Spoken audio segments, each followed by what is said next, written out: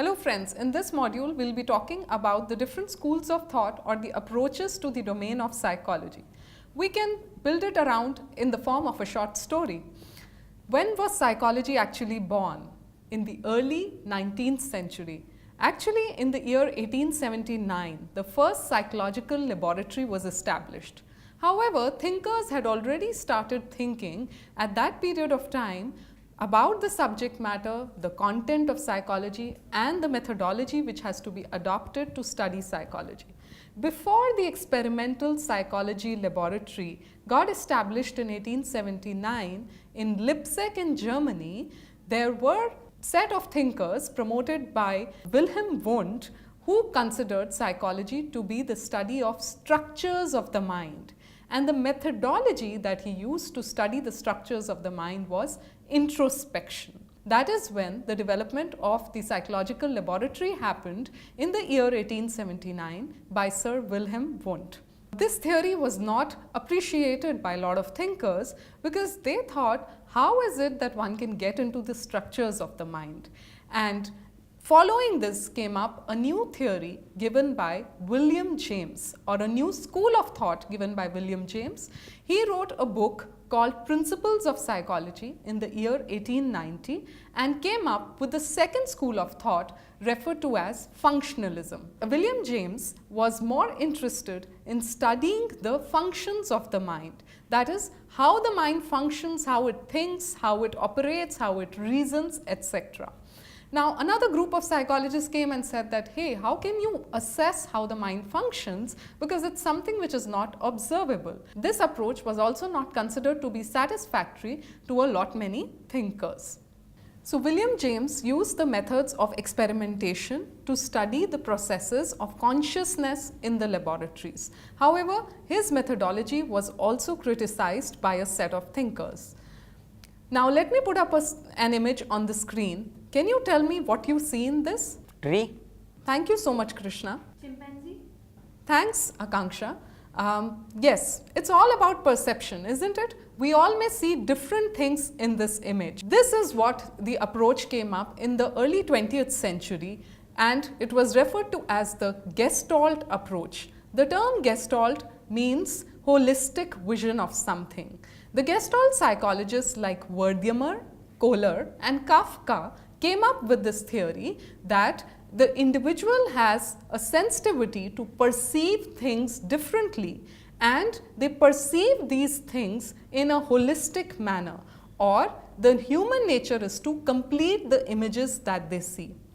Also, in this image, if you see, whether you perceive it as a tree or you perceive it as two animals facing each other, there are two things that should be kept in mind. One, if you see it as a tree, the background that you see is white, while the figure, that is the tree, is in black.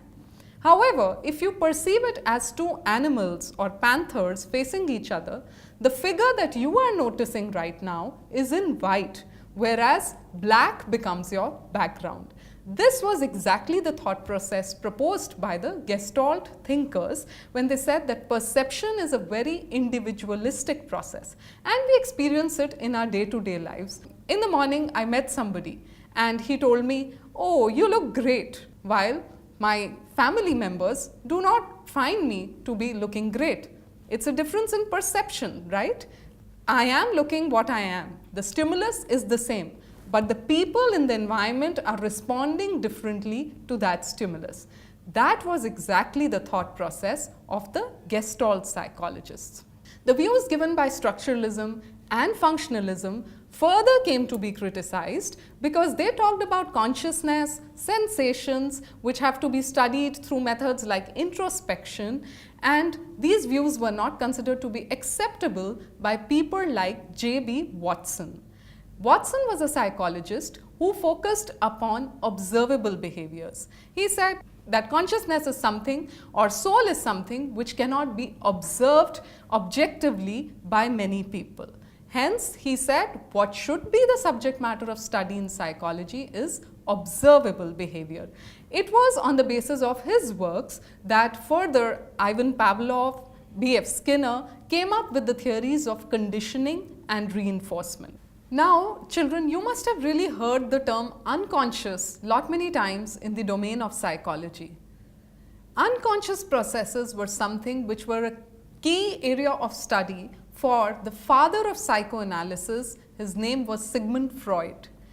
Sigmund Freud focused upon the fact that behavior is guided by two important things. One, unconscious processes or impulses of an individual. Two, sexual impulses of an individual. He focused a lot upon childhood sexuality. In the growing up years, he said, a child's energy is guided by the libido or the life instinct, and this sexual energy is guiding him towards behaviors.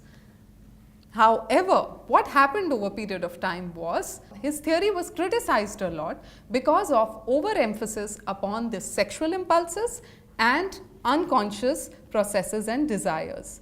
So, the criticism of Freud's theory led to the development of a positive view or positive approach to the human nature, and this came up by Abraham Maslow and Carl Rogers. Abraham Maslow gave the theory of motivation, stating that human behavior is motivated by 5 needs which the individual climbs in the form of a ladder. The base of human life is the basic physiological needs, that is food, oxygen and water. After these needs are met, the person climbs up the second part of the ladder, that is the meeting of safety needs. Then third, after the safety needs are met, the person has the need for belongingness or love and affection. These 3 together form the lower order needs. However, as you climb up the ladder, you go higher up into the higher order needs, starting from self-esteem needs, which are achieved through one's achievement in career, in job, etc. And at the top are the self-actualization needs. That is the time when the person feels elated or fully achieved with one's potential. The other theorist within the humanistic approach was Carl Rogers. Carl Rogers also gave a very positive view of human nature, and he said it is the unconditional positive regard. I repeat, Carl Rogers said unconditional positive regard, when given to a human being, makes him or helps him develop into a positive human being. So, these two theorists together form the humanistic approach to the domain of psychology. Over a period of time, a combination of approaches came up in the domain of psychology. One important combination was called cognition. This came to be as a combination of structuralism as well as the Gestalt approach, because this approach likened mind to the computer. It functions on the basis of an IPO cycle, or the input process output cycle. An important name in the domain of cognitive approach was Jean Piaget, who did a lot of work in the domain of cognitive development of children. His entire emphasis was upon seeing how children's logical thinking skills develop over a period of time, right from birth until the age of adolescence or until they turn 14 years of age. Mostly these cognitive processes include thinking skills, reasoning skills, problem solving skills, decision making skills, and arriving at judgments. Now, Piaget considered that hypothetico-deductive reasoning or critical thinking and reasoning skills developed over a period of time, and the child is able to focus from the concrete environment into the abstract environment. He is able to reason out the concrete world initially, but is gradually able to also understand and visualize things in an abstract manner. The next approach which came up was referred to as constructivism. Here, the work of Vygotsky was recognized, because Vygotsky said that an individual has a tendency to construct his reality. The individual has a tendency to construct his reality and his experiences because of his interactions with the external world. Let's summarize what we have covered in this module. Firstly, we discussed that structuralism was an approach proposed by Wilhelm Wundt to study the structures of the mind. The methods used by him were introspection. He also helped in the development of the first psychological laboratory at Leipzig in Germany in the year 1879. The second approach that came up was by William James, called functionalism, who focused upon the functions of the mind through methods called experiments. The third approach came up by Kafka, Kohler and Wertheimer, and it is known as the Gestalt Approach. In the 20th century, J.B. Watson came up with the behaviorist approach, focusing upon the overt behaviors. Following him, Sigmund Freud came up with the psychodynamic approach, focusing upon the unconscious processes and psychoanalytic theory of personality. Finally, the cognitive and constructivist approaches to the study of psychology were brought up by Piaget and Vygotsky. To watch the next video, please attempt the following questions.